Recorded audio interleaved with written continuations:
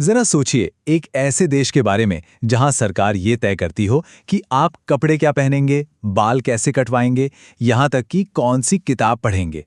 नहीं, ये कोई साई-फाई फिल्म की कहानी नहीं है। ये आज के नॉर्थ कोरिया की हकीकत है। तो चलिए, आज इस रहस्यमयी देश की परतें खोलते हैं। सुनने में कितना अजीब लगता है ना? लेकिन नॉर्थ कोरिया में ऐसा सच में हो चुका है। और ये नियम तो उस देश पर लगे चरम कंट्रोल का बस एक छोटा सा नमूना है।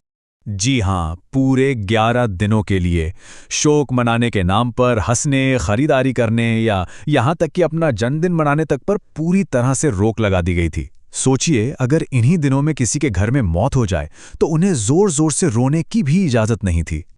और ये मामला सिर्फ हंसने तक ही नहीं रुका है। यहाँ के लोगों को सरकार के बताए हेयर स्टाइल रखने पड़ते हैं। नीली जीन्स जैसे वेस्टर्न कपड़ों पर तो बैन ही है। और इन अजीबोगरीब नियमों को तोड़ने की सजा वो सिर्फ एक इंसान को नहीं, बल्कि उसकी आने वाली 3 पीढ़ियों तक को भुगतनी पड़ती है। तो चलिए अब जरा इन नियमों के पीछे की दुनिया में झांक कर देखते हैं कि नॉर्थ कोरिया के आम लोगों की जिंदगी असल में है कैसी। अंतरिक्ष से ली गई ये सैटेलाइट इमेज ये सब कुछ बयां कर देती है।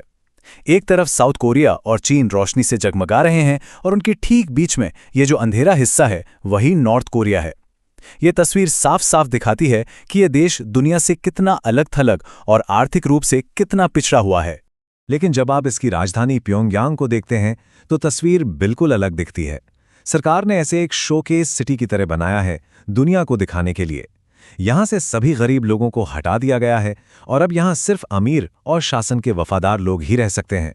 यहाँ के लोगों के लिए तो डिजिटल दुनिया भी एक तरह का कैदखाना ही है। कोई पब्लिक इंटरनेट नहीं है, सिर्फ एक सरकारी इंट्रानेट जिसमें गिनी चुनी वेबसाइट्स ही चलती हैं। स्मार्टफोन में भी सरकारी ऑपरेटिंग सिस्टम है जो खुद ब खुद चुपके से स्क्रीनशॉट लेकर सरकार को भेजता रहता है, ये जानने के लिए कि यूजर क्या देख रहा था। तो सवाल ये है कि इस पूरे कंट्रोल के पीछे आखिर है कौन? अब नियमों से आगे बढ़कर उन शासकों पर नजर डालते हैं जिन्होंने ये पूरा सिस्टम बनाया है। 1948 से लेकर आज तक नॉर्थ कोरिया पर सिर्फ एक ही परिवार का राज रहा है। सबसे पहले दादा किम इल सुंग, फिर उनके बेटे किम जोंग इल और अब उनके पोते किम जोंग उन। इस शासन को बनाए रखने का जो सबसे बड़ा हथियार है वो है सोंगबुन नाम का एक सोशल सिस्टम। ये एक ऐसी कठोर क्लास सिस्टम है जो आपके पूर्वजों की वफादारी के आधार पर जन्म के साथ ही आपका भविष्य तय कर देती है। मतलब आप कहाँ रहेंगे, क्या काम करेंगे और किससे शादी करेंगे। इसमें 3 क्लास हैं। पहली कोर क्लास जो सबसे वफादार मानी जाती है और इन्हें ही सारी सुविधाएं मिलती हैं। फिर आती है वेवरिंग यानी बीच की क्लास जो हमेशा सरकार की निगरानी में रहती है। और आखिर में है हॉस्टाइल क्लास जिन्हें दुश्मन माना जाता है और इनकी जिंदगी सबसे मुश्किल होती है। और इन सबसे ऊपर है किम परिवार का कल्ट। उन्हें लगभग देवताओं की तरह पूजा जाता है। हर घर, दफ्तर और स्कूल में उनकी तस्वीरें लगाना जरूरी है और पुलिस कभी भी अचानक छापा मार के ये चेक भी कर सकती है। अब बात करते हैं उस एक चीज की जो नॉर्थ कोरिया को एक घरेलू मुद्दे से कहीं ज्यादा एक ग्लोबल खतरा बना देती है। एक अनुमान के मुताबिक नॉर्थ कोरिया के पास कम से कम 40 न्यूक्लियर हथियार हैं। ये सिर्फ एक नंबर नहीं है, ये एक ऐसी ताकत है जो पूरी दुनिया की सुरक्षा के लिए एक बहुत बड़ा खतरा है। और बात यही खत्म नहीं होती।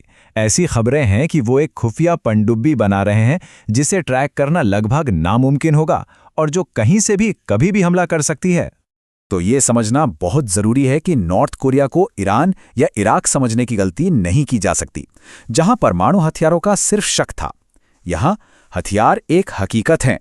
और यहीं से हम अपने आखिरी और सबसे बड़े सवाल पर पहुंचते हैं। अगर हालात इतने खराब हैं, मानवाधिकारों का इतना उल्लंघन हो रहा है और न्यूक्लियर खतरा इतना बड़ा है, तो दुनिया, खासकर अमेरिका जैसे देश, कोई एक्शन क्यों नहीं लेते? इसकी 3 बड़ी वजह हैं। पहली, उनके परमाणु हथियार। किसी भी हमले का मतलब होगा एक विनाशकारी जवाबी कार्रवाई। दूसरी वजह उसकी लोकेशन। इसकी सीमाएं चीन और रूस जैसी महाशक्तियों से मिलती हैं जो अपने पड़ोस में कोई भी मिलिट्री एक्शन बर्दाश्त नहीं करेंगे, जिससे ये एक वर्ल्ड वॉर में बदल सकता है। और तीसरी, ईरान या इराक के उलट जहां तेल जैसा आर्थिक कारण था, नॉर्थ कोरिया के पास ऐसे कोई बड़े प्राकृतिक संसाधन नहीं हैं। हाँ, 2018 में एक उम्मीद जरूर जगी थी जब किम जोंग उन और अमरीकी राष्ट्रपति डोनाल्ड ट्रंप मिले। किम चाहते थे कि उन पे लगे बैन हटा लिए जाएं, जबकि ट्रंप चाहते थे कि वो अपने सारे न्यूक्लियर हथियार नष्ट कर दें। लेकिन बात नहीं बनी और किम वापस अपने पुराने डर और कंट्रोल वाले सिस्टम पर लौट आए। और यही किम जोंग उन की सबसे बड़ी दुविधा है। एक तरफ उनके परिवार की कठोर विरासत है और दूसरी तरफ एक मॉडर्न लीडर बनने का दबाव जिसे दुनिया स्वीकार कर सके। तो सवाल अब भी वही है कि भविष्य में क्या होगा? क्या नॉर्थ कोरिया कभी दुनिया के बाकी देशों जैसा बन पाएगा, या ये हमेशा के लिए एक बंद और रहस्यमयी पहेली ही बना रहेगा? इसका जवाब तो शायद सिर्फ वक्त ही दे सकता है।